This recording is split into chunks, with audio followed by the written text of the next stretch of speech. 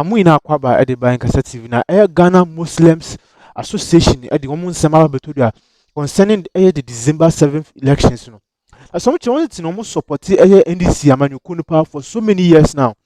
Between 1992 and Omsasomotuma NDC Amanyukunu because they love the party.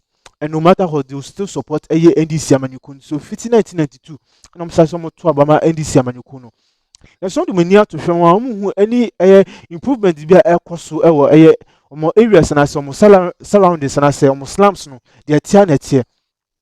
Now some consider the new patriotic party a single vote per but every time they are no support and as a mubibia if the new patriotic party ever. And for some when you to from some senior Dr. Ahad Bawumia Ekasa the company every time they are the assumed name right and to quite gidi katase. And so every time they are assumed. It doesn't encourage the Muslim communities to do violence against anybody. And I saw Obabonton okay can't consider someone can't send phone against anyone. No they and this was doing when the chimney na dreamuna or the etudra. The Muslim communities at the Abetudra say I feel with the December 7th general election, Dr. Ahad Bawumia no kwa Imams Mahama 7 ama Dr. Ahad Bawumia a prophetic directioner anya asem kitwa no me tom dem kra no mo bibia atai na chi say yampa on the December 7th general election no onko di enkunim emagana na ma the Muslims communities na when is something from there Abetudra enu tini assembly pinu mamunim dida yanko ti sense mu ntwem bra medamu ina ase. And so my say dia no pray baku mumma yamba akomaka yenka wo moti na yanka za ambade o ma yenu asoyeni atakbir anti weina yedisa ampai boy ene kasa mi ameka bi kasa mamu me kasa edi amanya me yankopo wo hu se bi o ma yenu asoyeni anti yankopo wo muwa na eye kama na next year they share hane pa asida emfa manyame Allahu akbar dia yekaroma na ko one way na bi bia enya kama salli Allahumma salli ala sayyidina Muhammad amin sayyidina Muhammad amin sayyidina Muhammad amin sayyidina Muhammad amin al-fatih lima awwal amin al-fatih lima awwal amin al-fatih lima awwal amin wal khatim lima sabaqa amin nasir al-haqq bil haqq wal hadi ila siratik al-mustaqim amin wa ala alihi haqqa qadarihi wa miqdarihi al-azim amin alhamdulillah.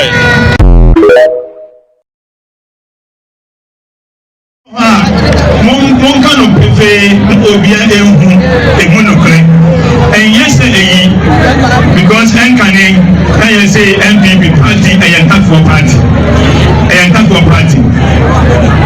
can for and thank you I can for party among pentafo no kreba bro no kreba ko be say 8 years no 12 years 16 years because from before to Akufado MPP MPs and one NDC MP are at risk of losing their seats with barely 2 months until the expiration of the 8th Parliament. Now, former minority leader Haruna Idrisu has signaled that his side will trigger the appropriate constitutional standing order provision to declare seats of these 4 MPs vacant, with Parliament currently constituted 138 and 137 for NDs, for the MPP and the NDC MPs.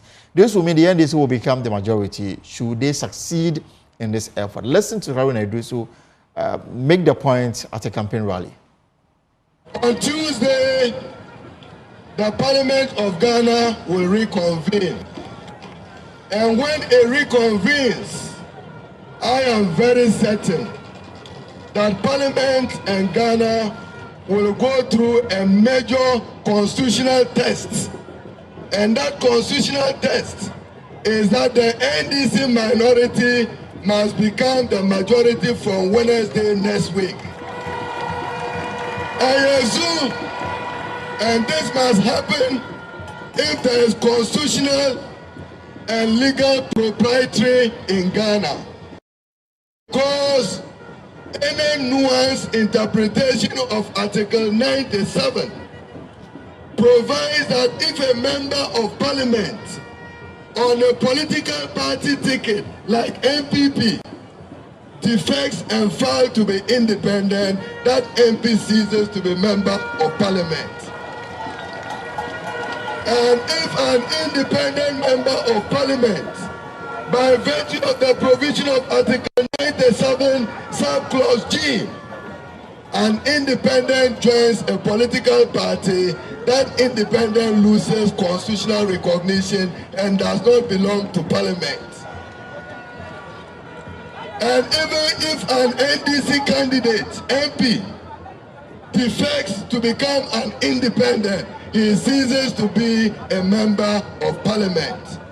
Therefore, we will invoke the Speaker's proper and true interpretation of Article 97 by our standing order.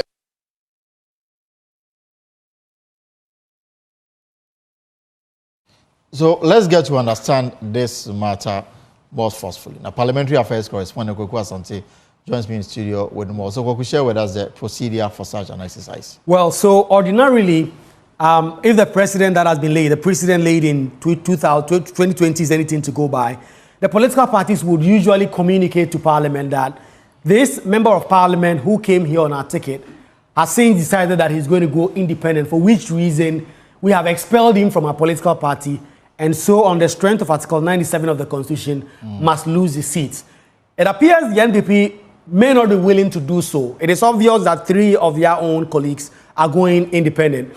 But it may be obvious that they are not going to do so because it will affect their numbers. And that is why the NDC is saying that they are going to do so.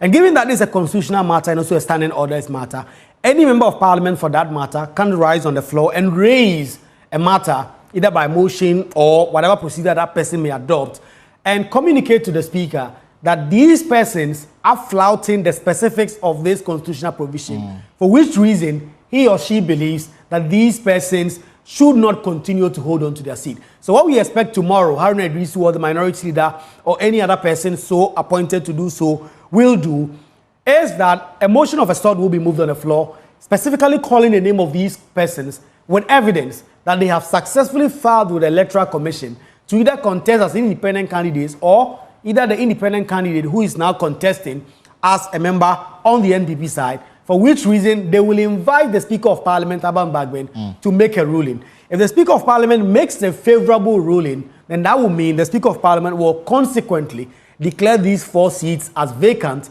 because of the specifics. And the names of these persons, right. Peter Yaokwachiaka is currently the NDC MP for Memphis Central. He lost in his bid to return to Parliament in the NDC primaries. He lost to Madam Joanna Kujo. And in fact, that election was challenged in court. And given that the time for the race for the Electoral Commission to get the nomination was closed, the NDC decided to annul the election and rerun it again. They did it again, and he lost to Madam Joanna Kujo, for which reason we understand he's peeved and going for independent. Then there is a second Deputy Speaker, Andrew Amakwesiama, who in 2020 was a sitting MPP MP, lost his parliamentary primaries as well and decided to go independent, for which reason he was expelled at the time. This time around, he is back in the fold of the New Patriotic Party and he's being allowed to contest on the ticket of the NPP.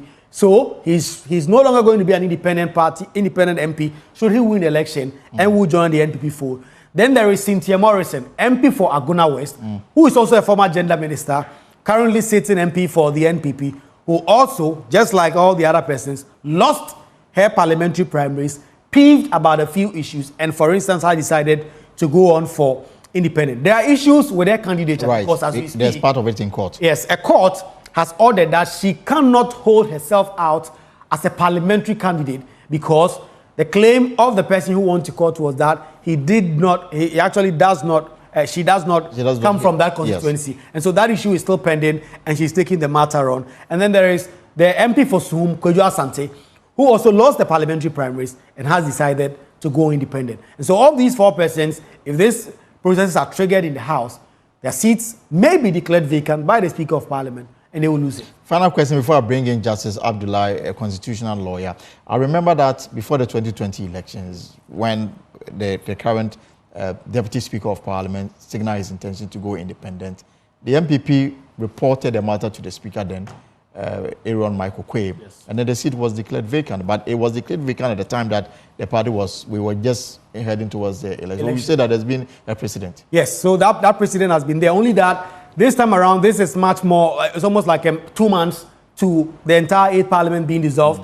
And when Parliament resumes tomorrow, they are not going to sit for a long time. They're going to do about 3 to 4 weeks, and then MPs will be allowed to go and campaign for them to return. This is specifically what the then Speaker, Aaron Michael Quay, said on the floor. He said, having forfeited the membership of the party on whose ticket he was elected to